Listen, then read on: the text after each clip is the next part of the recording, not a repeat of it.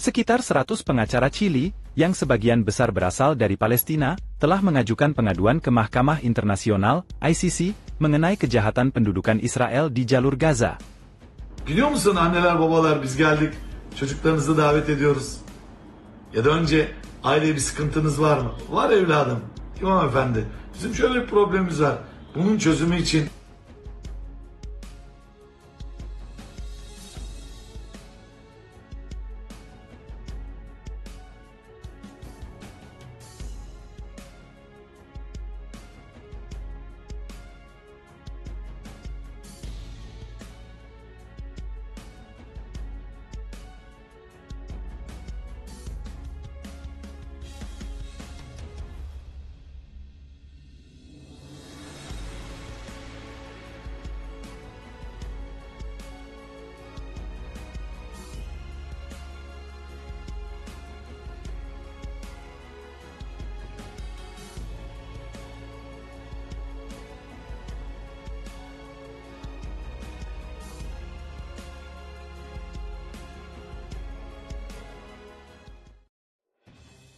Pengaduan tersebut menuduh adanya tuduhan genosida, kejahatan perang, dan kejahatan terhadap kemanusiaan yang dilakukan oleh tentara Israel terhadap warga Palestina.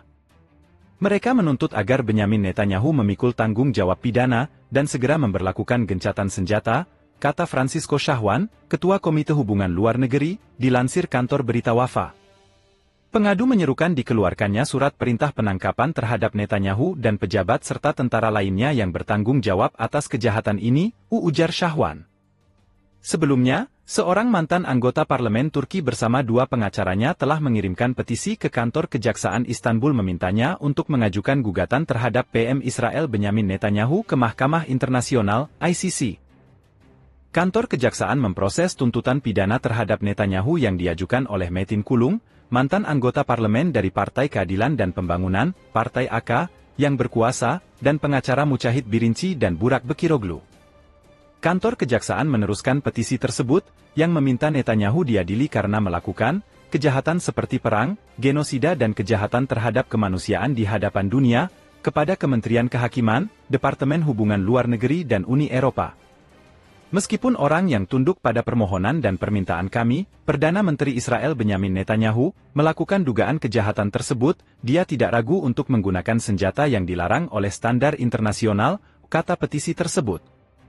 Kejahatan yang dilakukan tidak dapat disangkal. Hal-hal tersebut sama kuatnya dengan butiran air mata yang ditumpahkan oleh setiap orang yang memiliki hati nurani, sesuatu yang tidak boleh diterima oleh umat manusia, tambahnya. Petisi tersebut juga menyertakan foto anak-anak yang meninggal dan terluka di Gaza akibat serangan Israel. Sejumlah tuntutan pidana juga telah diajukan oleh warga Turki terhadap Netanyahu dan pejabat Israel sejak awal perang Israel terhadap warga Palestina di Gaza baru-baru ini, dan petisi tersebut telah dikirim ke Kementerian Kehakiman untuk ditindaklanjuti.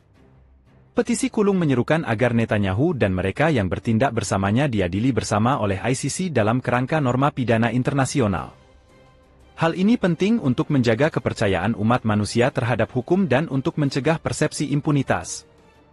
Jika tidak, berdiam diri terhadap semua peristiwa ini akan melemahkan kepercayaan umat manusia terhadap hukum dan membayangi ketidakberpihakan Pengadilan Kriminal Internasional, bunyi pernyataan tersebut.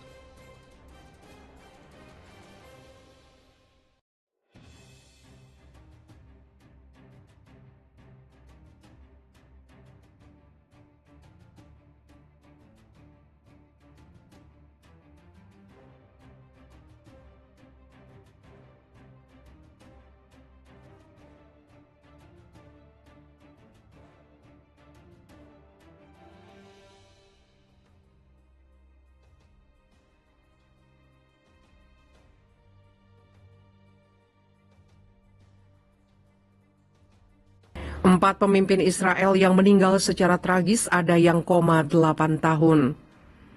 Ada setidaknya 4 pemimpin Israel di masa lalu yang meninggal secara tragis. Ada yang meninggal akibat dibunuh, ada pula yang koma selama 8 tahun sampai akhirnya mengembuskan nafas terakhir.